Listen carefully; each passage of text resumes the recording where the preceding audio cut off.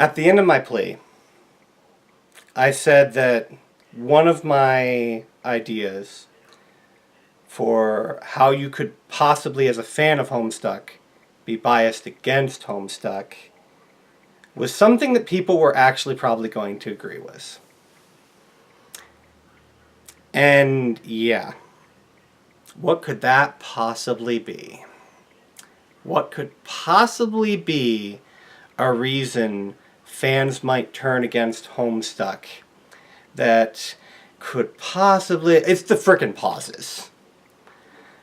At the end of the day, the pauses sucked so much. Now, I'm not blaming Hussey for what happened during the pauses. He basically dedicated his entire life to this comic. He once referred to MS Paint Adventures not so much as a creative endeavor, but as a lifestyle. Hussey obviously has put in a lot of effort, a lot of love. He's tried to work very, very hard on this project. Very hard to please us, while at the same time pleasing his own creative spirit, and at the same time learning and growing as a creative individual. But those pauses... Okay, so, first things first. If you cliffhang a group of people before what appears to be an epic confrontation that is going to be a fight to end all other fights we've seen in the comics so far, and you don't get back to it for 13 months? Can I please request that even if it was really, really important to the story, you not immediately come back, do a small comic relief thing with the annoying villain, and then kill everyone off? Please? Like, pretty please? Does it seriously make sense to anyone? Like, I know that in many ways, the setup to Game Over was supposed to be, like, the final midpoint climax. Like, that was supposed to be the end of all of the build-up before John learns how to use that new power that he gets. And then everything gets swung in a direction where we can now make victory possible. I understand what the narrative purposes behind that sequence was. And even Hussey said, like, his goal was not to make us wait 13 months. His goal was not to then drip feed us the rest of Homestuck after that 13-month period. His goal was to stop there, finish Homestuck, and then give us the ending to Homestuck all at once. And I can't help but believe that if he had been able to accomplish that goal, if life had not given him the double middle finger with all of the stupid and just absolutely torrid crap that went on during that 13-month period. Not to mention, like, the actual, like, genuine, like, tragedy and personal grief that Hussey had to deal with. You know, you can't downplay that. I honestly believe if he had been able to execute the plan and take us immediately from Game Over to Act 7 in the span of a few months, people probably would have loved Act 7 a heck of a lot more. Now, some people are going to argue that, no, the act has to be able to stand on its own, but again, in my opinion, it's part of a story. The whole story is supposed to stand together. You know, we've gotten into this whole update drip feeding frenzy. You know, the keeping our F4 keys primed and watching our RSS feeds and our update tools, and it didn't hurt that for the first 5 acts of Homestuck, that was basically what Homestuck was. It was literally just, wow, Hussey updated 8 times today. I guess I've got some reading to do. So when it got to the point where the pauses were just so huge and so obnoxious, where it was 13 months, game over, and then a few more months, and then John learning how to use the retcon power, and then a few more months, and Terezi and John's plan, and then a few more months, Vriskagram through a few things, and then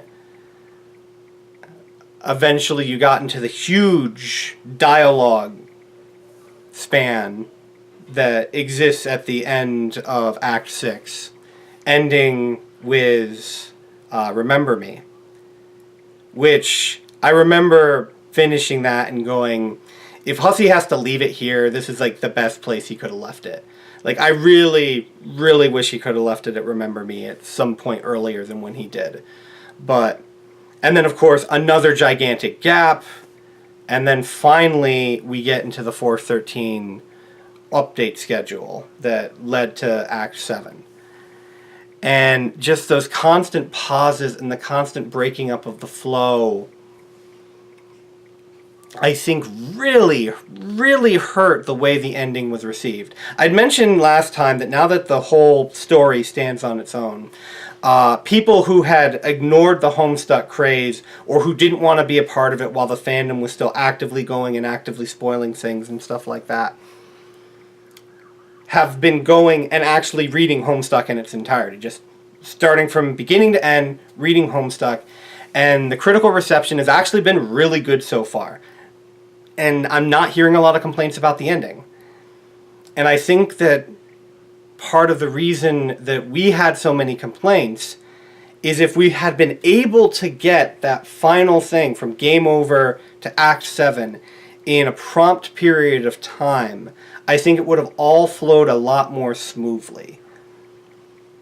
When I did my reread, one of the things that stuck out in my head was, wow, this dialogue section felt a lot longer and a lot larger when I read it the last time. Well, it was being drip-fed to us like one group of dialogues a day for a while, and so that stretched it out. When you actually look at it and you compare the dialogue section to before Act 7 to Doc Scratch's section with the scattered panels before Cascade, they're actually comparable in size. Yes, the Act 6 dialogue section is bigger. It is a higher word count by any stretch of the imagination, but it's not as big as a lot of people make it out to be. It certainly does not dwarf the pre-Cascade reading. There's a lot of reading. I mean, remember who's talking during pre-Cascade. It's freaking Doc Scratch. He is not a succinct individual. So there's a commiserate amount of reading before Cascade, which is 14 minutes, compared to before Collide and Act 7, which combined is almost 30 minutes. So it actually flows when you read it straight through. I honestly, like, if you have not done this yet, if you have not sat down and just done your hour a night reading of Homestuck, until you get from start to finish of the comic, it actually flows a lot better than I think a lot of people thought it did. Even the whole sequence with the retcon. Like, a lot of people say, oh man, we had all of this story developing with the kids on the meteor, and then it just all gets abandoned, and then it gets replaced with this other story we know nothing about. And it's like, well, actually, there's not a lot of story about what's going on the meteor. Most of the stuff we see on the meteor is fluff. Yes, there are important things that happen. Terezi's relationship with Gamzee, Rose's bout with alcoholism, the development of Rosemary into a true canon ship. Stuff happens that's important on the meteor. But when you actually read the final update, you find that Vriska's presence, as much as Vriska seems to think her presence was this huge thing that completely changed the meteor experience, it's Vriska. She always thinks she's bigger and more responsible for things than she actually is. Again, Thief of Light has to be the one in the spotlight. So, when you actually look at the impact Vriska had on the meteor, and you listen and you read the dialogues and you see them talking about the sequences, like, for example, this is just one example. Penis Ouija happens on both meteor rides. It exists in both versions of the tome. They talk about Penis Ouija in the conversations that happened prior to Collide. Vriska existing didn't stop that from happening from the previous meteor ride. It didn't stop Rose and Kanaya from getting together. It didn't stop Rose from experimenting with alcohol. It just stopped Rose from going too far. Literally, Vriska only interjected at the points where things were dangerous. It literally just turned out that, when you had a whole bunch of kids with too much time on their hands, all alone in the dark floating through space, maybe having one of them that's willing to get up in everyone's business might have actually been beneficial. But as much as Vriska thinks her presence changed things, the impression I got doing my second reread without the pauses is that actually, no, this is still the same meteor crew for most purposes. It's just the end result that we've shifted away from. So, if you are one of those people who hated those pauses, and you hated the effect that they had on the fandom, with so many key members of the fandom leaving or going to work on other projects during that time, and so many unfinished projects, if you're one of those individuals, I agree with you. And I have a feeling most of us probably all agree with those points. And again, I can't blame Hussey. I know a lot of us are so willing to start blaming Hussey. But at the end of the day, although Hussey does make some money from Homestuck, and we did do the $2.5 million Kickstarter, at the end of the day, that $2.5 million is going to a different product that, Hussey doesn't just get to grab that money and say, mine. He actually has to do something with it. He has a certain amount of obligation to do something with it. He doesn't necessarily have an obligation to succeed. He just has to actually do it. And, as far as like What Pumpkin and all of the products that, you spent money on for Homestuck, yes, Hussey sees money from that, enough to keep going and keep MSPA alive and allow him to do it as a full-time job. But I'm willing to bet, especially with all of the What Pumpkin staff that also has to be paid, and all of the other members of the Homestuck team, I'm willing to bet, it's literally just enough to keep this going as a, lifetime project that he was able to keep doing. So I still think at the end of the day, he put a lot of time, sweat, blood, and tears into this project. I am one of those people who do wonder if towards the end he was really, really getting fatigued, especially with all of the things that did happen during the pauses.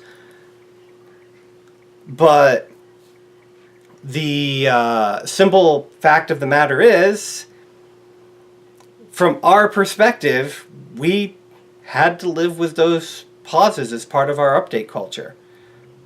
We had to go from Homestuck updating on average to almost 5 pages a day to having that average drop to almost 3 pages a day just because of 2 pauses. Those are grueling pauses. And again, the Gigapause did not want. I so did not want. Nobody wanted. Hussey, I guarantee, didn't want. But man, did not want. So I think that's going to wrap up talking about the ending of Homestuck, at least for the time being. At least till I get back to South Dakota, where I've got my own video editing equipment.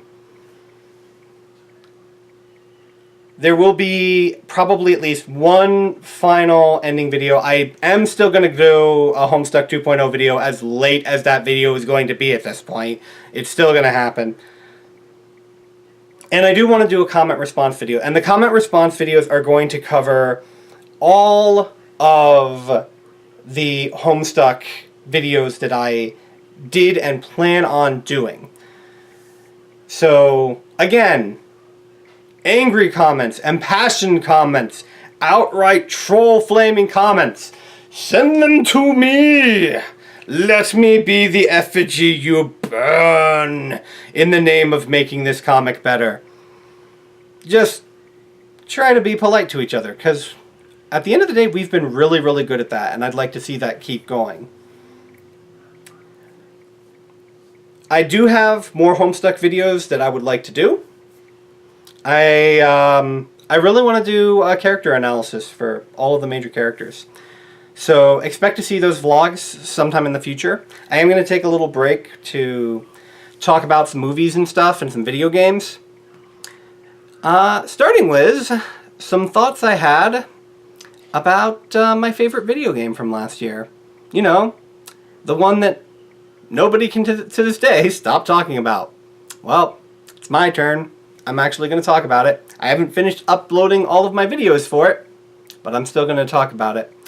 We're going to be looking at one of the most controversial characters that has come about in gaming in some time now. I wonder if you can guess who that's going to be. Until then, this is Divine Erdrick. I hope I didn't come across as too preachy and make a lot of you, ridiculously mad from all of these. Again, I just wanted to demonstrate some ideas as to how you can have something you love and subconsciously be turned against it.